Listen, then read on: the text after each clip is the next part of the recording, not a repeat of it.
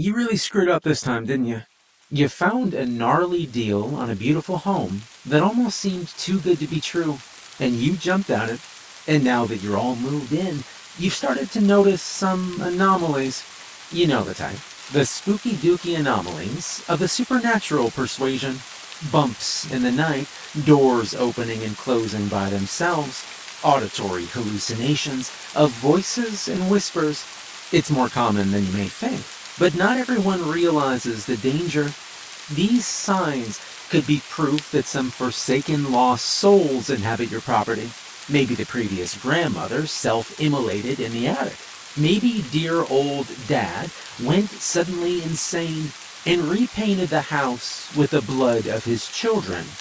Or mom tried seducing demons in the basement. If this sounds even vaguely familiar to you, and you are looking to the good old internet for help, then you've come to the right place. You see, I have this friend, had this friend named Nathan.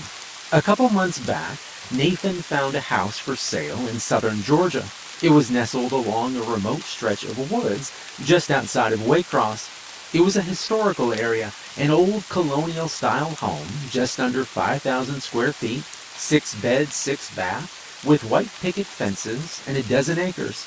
The quintessential American dream house by all accounts. The price was unbelievably low, but after Nathan contacted the real estate agent, he found that the price he'd seen listed was indeed the price that was being asked. For most people, I imagine this would have raised some pretty big red flags.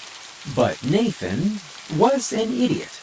The confident type of idiot that believed machismo is substantial for conquering all of life's obstacles. I know it's not kind to speak ill of the dead like that, spoiler alert, but I'm just trying to give an accurate portrayal of the kind of person Nathan was. You know, the alpha male who hits on your girlfriend and lives at the gym. For people like Nathan, friend is really just another word for ego reinforcer. He was cocky and often let pride get the better of him. His wife, Janelle, was actually my ex-girlfriend from a while back. They had 2 kids, Natalie and Mason, who were both spoiled brats. Again, I'm just trying to give an honest perspective of them in hopes that we all may learn something from what happened. You see, what happened to Nathan, which I'll get into later, was something which I believe could have been easily avoided if he'd only followed a few simple instructions. After the funeral, I got to pondering on the matter and realized that what we really all need is a set of rules to follow if you believe your house is haunted. Let's begin.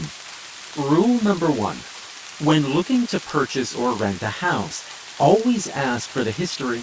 Odds are, if a house is being offered at way below market value, then there's a very good reason for it being that way. Nathan didn't do this, and thought that the under-market price was simply the universe handing him something he didn't really earn, as it often seemed to do. Nathan jumped at the offer, and within a few weeks, he and his family were approved to begin moving in. I volunteered to help them move in, and I'll be honest, the house was absolutely gorgeous. Things were great for them at first, but Nathan soon started noticing some odd occurrences. It started with this knocking sound that seemed to reverberate all over the house at odd hours. He said he could never seem to pinpoint where it was coming from, and it never seemed to originate from the same place twice. Eventually, he just chalked it up to the house settling. But that was just the beginning. Rule number 2. Trust your gut. Your home is the last place you should feel uncomfortable. If you get that inkling of discomfort in the back of your mind that never seems to fully dissipate, pay attention to it. It's probably your subconscious trying to warn you. Nathan tried ignoring these sounds, told his wife that it was just normal or the wind, and comforted his children when they felt scared. He had 2 dogs, Rusty and Sailor, both of them black labs, and both seemed to become very anxious after moving in. Nathan did his best to get medication to help the dogs relax, but it didn't seem to help much. That brings us to rule number 3. Along with your gut, you should also trust your pets. Animals have instincts far greater than humans.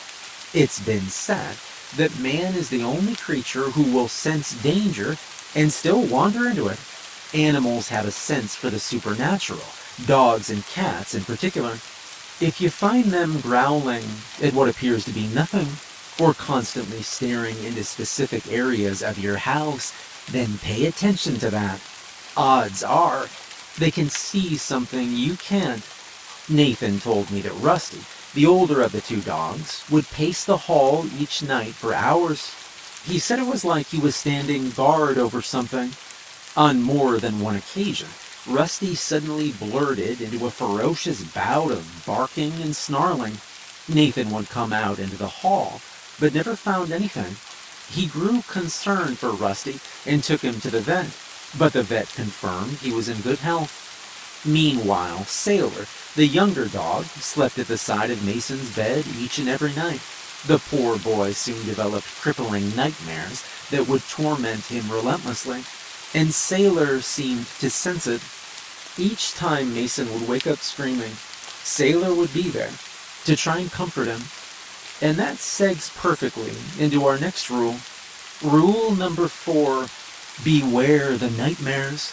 Young children are similar to animals in the way that they seem more perceptive to things that adults are not.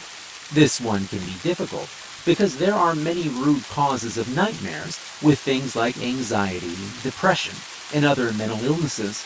The telltale sign is whether your child suddenly develops them soon after entering the home. Poor Mason had absolutely horrific dreams, and night after night he would be tormented by them.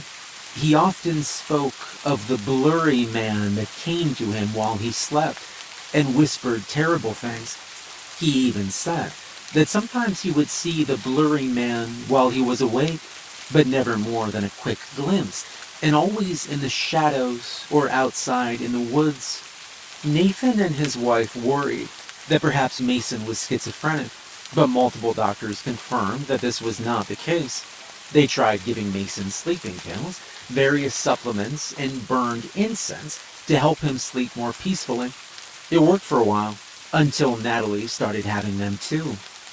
Rule number 5. Try to determine what kind of spirit you're dealing with. If you see flashes of a small child running through the halls at night, or orbs spiraling in the air, then odds are your ethereal neighbor is rather benign. Some people even discover they rather enjoy life with a spectral roommate and find their antics to be rather interesting. Most believe that spirits who pass away before completing what their soul desired will become stuck in a sort of purgatory. Many are scared, confused, and angry, but some, primarily young children, seem to be almost jubilant at times.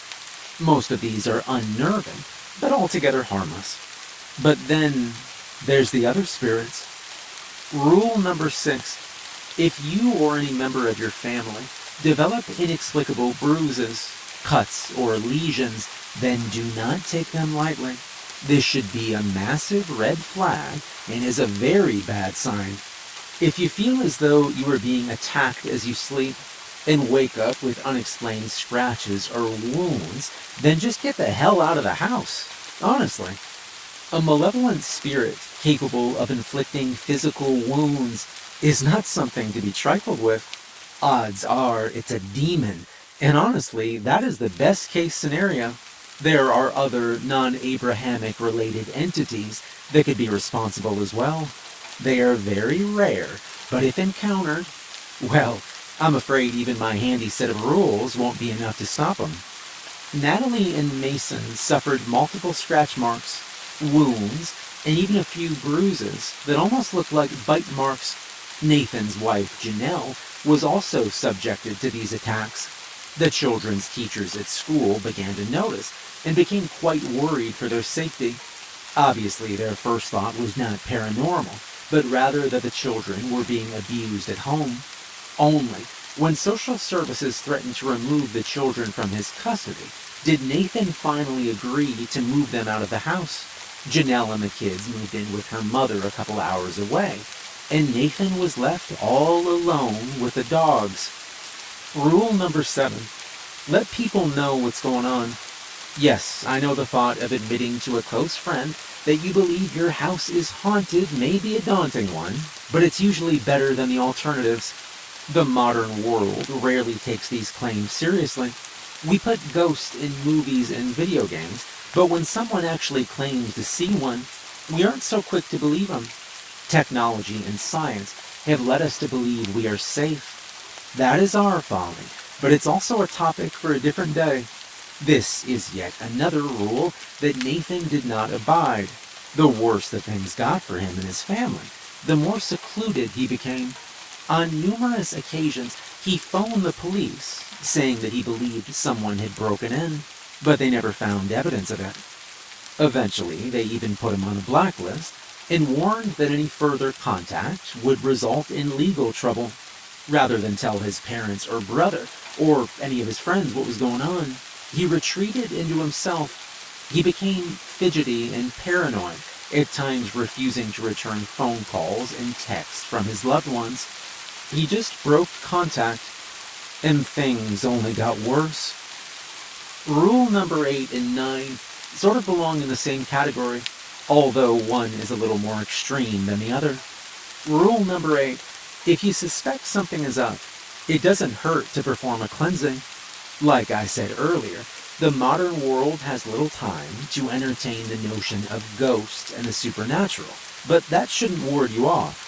If you're unsure about whether your home is being haunted or not, then a routine cleansing can do wonders for you.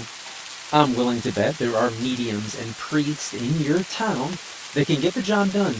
Even if you can't find anyone local, you can always just go online and find instructions for yourself. It's not as effective that way, but it's better than nothing. Rule number 9.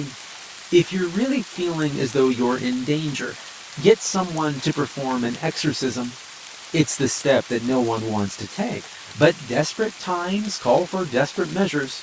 Priests and spiritual leaders are your go-to for these kinds of things.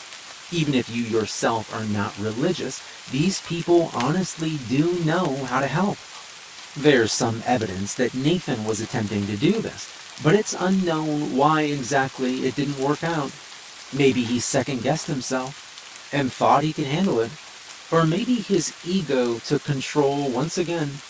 Nathan had been collecting evidence for a while and had amassed quite a stash of clues. He had audio recordings which relayed banging on the walls and footsteps in the attic. He took multiple videos, but none of them really showed anything except for the last one. But by that point, it was too late. In his journal, he also wrote that he experienced items in the house levitating on several occasions, but sadly he had no recorded proof of this. Rule number 10, the big one. Whatever you do, don't try to antagonize the spirit. This should really go without saying, but angrily challenging the spirit or daring it to manifest is a really bad idea. But as you may have guessed, Nathan and his unlimited stream of testosterone decided to do just that. He got really drunk one night and began ruminating on all that had been happening. Nathan was always a skeptic, but even he couldn't ignore the psychological impact on his family, whether it was imagined or not. He realized his relationship with his children and wife were being heavily strained, and his new house had become a place of hostility. This made Nathan very angry. So Nathan stood up and shouted at his empty house for the spirit to come forth and face him. He was met only with silence, and so he shouted again. Never once did the spirit answer his call. After a few more verbose challenges, he broke into a bout of laughter, probably believing himself to look ridiculous. Apparently, not everyone who was watching felt the same. Nathan managed to stumble into bed not long after, and was out cold within a couple minutes. Nathan had kept a security camera in his room in hopes of capturing proof, and that night he found something. At around 2:13 a.m., Nathan is seen beginning to stir in his sleep in the security video. He grunts and speaks briefly, but the words were unintelligible. Suddenly, his eyes sprung wide open in the bed and began glancing around the room. Nathan appeared to be struggling, but his body didn't move. It's believed he was suffering an episode of sleep paralysis, which left him temporarily paralyzed. His eyes continued to dart rapidly around the room, and then something happened that no one who saw the video could explain.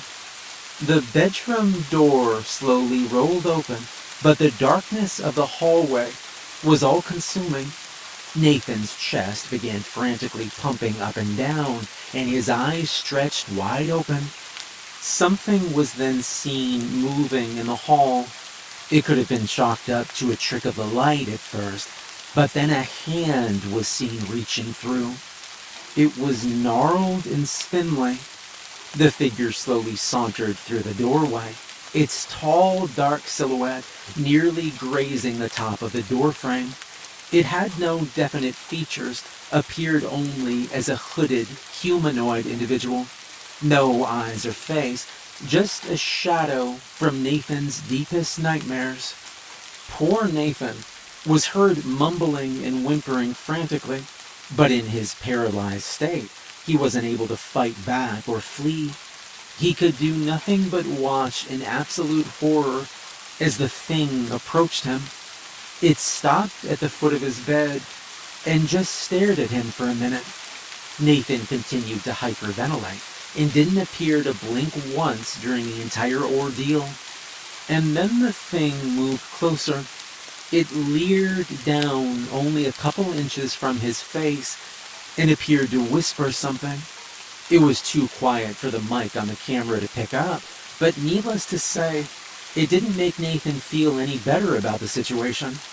Suddenly, the thing lashed out with its twisted hands, constricting like pythons around Nathan's throat. In his paralyzed state, he couldn't even struggle against his shrouded attacker. Within a minute, Nathan's chest stopped moving, and his eyes fell still. The entity retracted its hands and just stared at him for a minute. Then, as if taunting those who would see the footage, it looked directly into the camera. It whispered something again, but again it was too quiet to discern what it was. Then, as quickly as it had appeared, it waltzed out of the room and vanished back into the darkness. Nathan was found by his wife Janelle a few days later, and she called the police. After an autopsy, Nathan was determined to have died via strangulation, much as what was shown in the video. Cops scoured the premises and found footprints from the intruder. However, the footprints were soon matched to a pair of Nathan's own boots. The police, of course, were not so quick to believe that Nathan was simply killed by supernatural forces. They conducted interviews with neighbors, friends, and family members, but none of them seemed capable or motivated enough to have done it. There were no signs of breaking and entering, and nothing had been stolen from the home. They came to me and conducted an interview as well. But of course, that was a futile effort. I mean, sure, the fact that Janelle was my ex-girlfriend was reason to suspect me, but I quickly dissuaded their accusations. Nathan was my friend, despite him not really being a good friend. What kind of friend steals your girlfriend anyway? I'm not bitter about it, though. At least, not as far as the police are concerned. My alibis were solid, and that's good enough for them. This brings us to my final rule, rule number 11. Make sure you exhaust all other options before coming to the conclusion that your house is in fact haunted. If only Nathan had taken a little more time to investigate his home and himself more thoroughly, then maybe he'd still be alive today. Maybe he would have found the mini wireless speakers hidden in his attic to play the sounds of knocking. Maybe he would have found the patches in his air ducts that leaked mild doses of hallucinogenic drugs into his home. Maybe he would have detected the dog whistle alarm that caused his dogs to react so strangely. If he bothered to check himself, he may have found trace amounts of a paralyzing toxin that, once ingested, will leave the person immobile, yet conscious to all pain. It would have been difficult to find, as even coroners do not normally test for the substance unless specifically requested. No matter how you really slice it, this entire ordeal really comes back to Nathan himself. If only he'd been a better person and not constantly demeaned his peers at every turn. If only he hadn't been so stubborn and proud. If only he hadn't gone behind my back and stolen my girlfriend, thus ruining our future and sending me into a spiraling depth of crippling depression, then maybe I would have helped him. So, you may be wondering, is this my confession? No, of course not. This is only my list of suggestions and rules for how things may have turned out differently for Nathan and his family. These are all hypothetical explanations and are in no way to be considered incriminating evidence to be used in court against me, or anyone else for that matter. Besides, if this really was a confession, then that would make anyone who read it an accessory to murder, and we certainly wouldn't want that. I hope you can understand that, and I do hope that we can trust each other in this regard. After all, I have a really good software for tracing IPs, and it is incredibly easy to access them. We wouldn't want your house to become haunted.